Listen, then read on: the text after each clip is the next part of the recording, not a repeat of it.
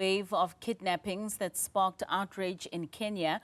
The country's High Court on Wednesday ordered Kenyan police force head Douglas Kanja to appear for questioning.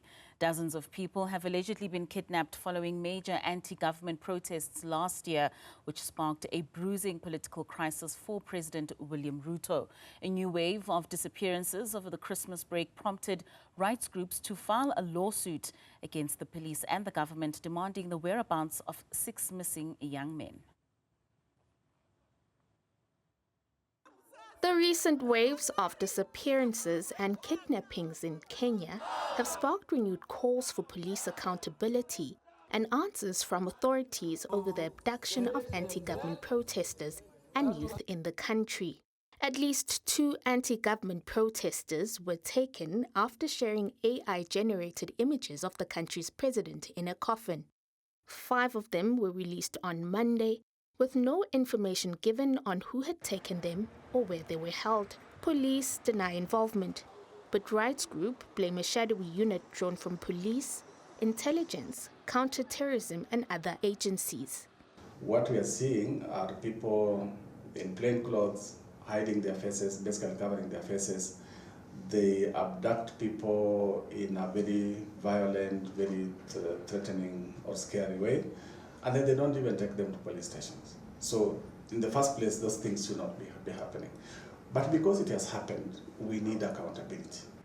Among those kidnapped and released was Bob Njagi, who shared his experience of the kidnapping ordeal.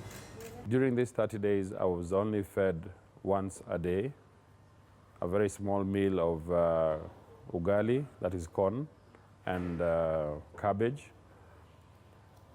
and a cup of tea in the morning, okay?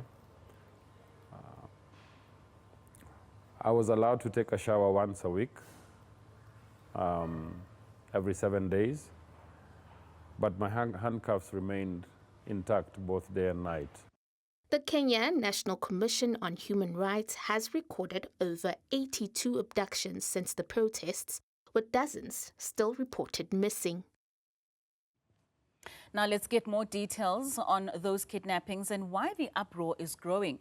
We are joined by political analyst Musa Mdunge. Musa, thank you so much for your time and for joining us this evening. Now there's been 82 abductions in Kenya between June and December of 2024, but this is not a new trend in that country. Let's just maybe perhaps talk about the history with regards to disappearances and forced disappearances and abductions in Kenya.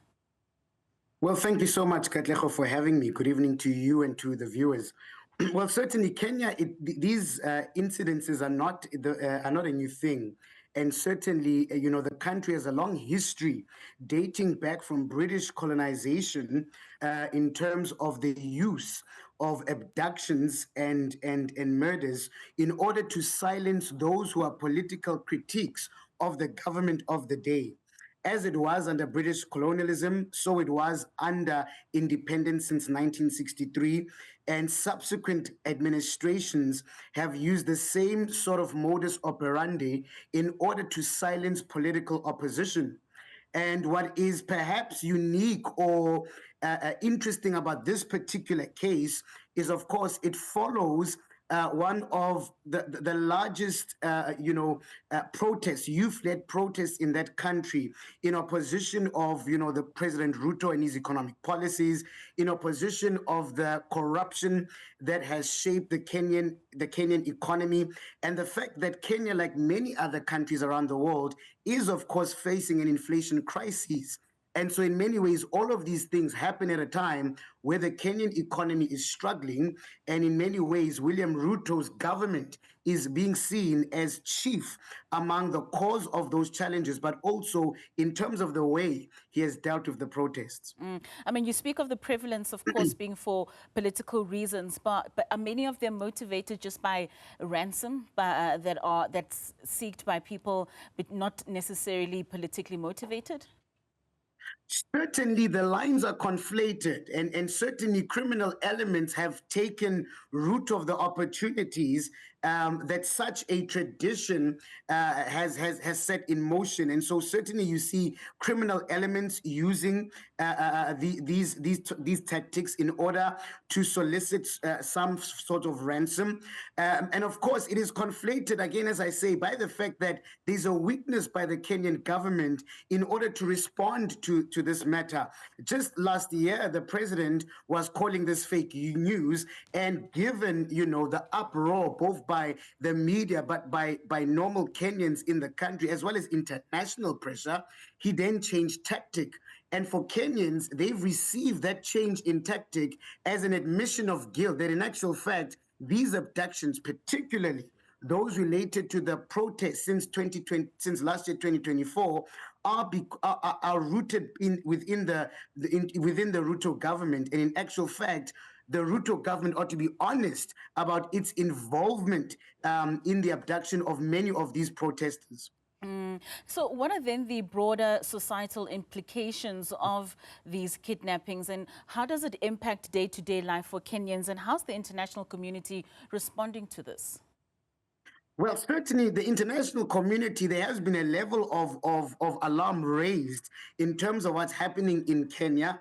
But of course, currently, President Ruto continues to face pressure. Remember, in response to the fact that he killed, certain tax bills that he wanted to pass in parliament, he then fired his whole cabinet.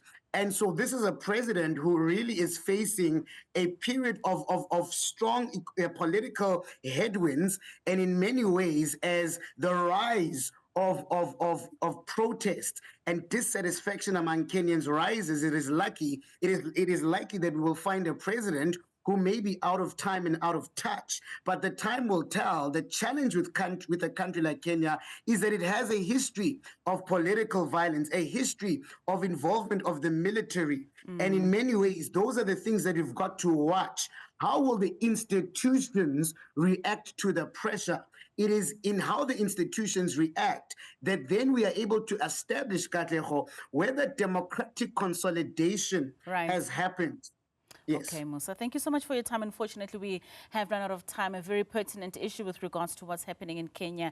Musa Mdunge speaking to us there with the rise in kidnappings and abductions.